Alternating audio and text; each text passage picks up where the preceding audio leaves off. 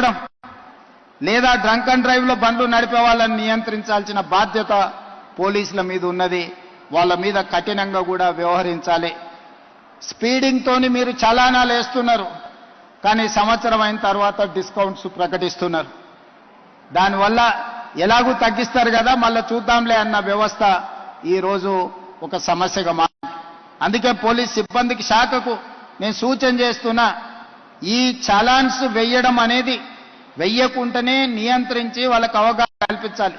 తప్పని పరిస్థితిలో ఎవరి మీదైనా చలానా వేస్తే ఒక్క పైసా తగ్గించకండి. మూడవది, వాళ్ళ బ్యాంక్ అకౌంట్స్ తోని డైరెక్ట్ గా డిపార్ట్మెంట్ కి సింక్రనైజ్ చేయండి. ఎప్పుడు చలానా పడితే ఆటోమేటిక్ గా వాళ్ళ అకౌంట్లోకి వెళ్ళి డిడక్ట్ అయి పోయే విధంగా ఈరోజు బండి రిజిస్ట్రేషన్కి వచ్చినప్పుడే ఆ బండి యజమాని యొక్క ఖాతాను మీరు తీసుకోండి.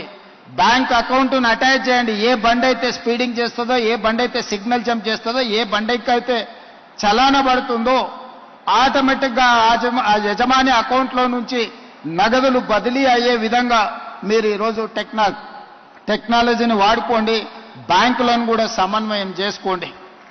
లేకపోతే ఈ ప్రమాదాలను నియంత్రించడం కష్టమవుతుంది. ఇలాంటి ప్రమాదాలకు పాల్పడే వాళ్ళ పట్ల కఠినంగా వ్యవహరించాలి.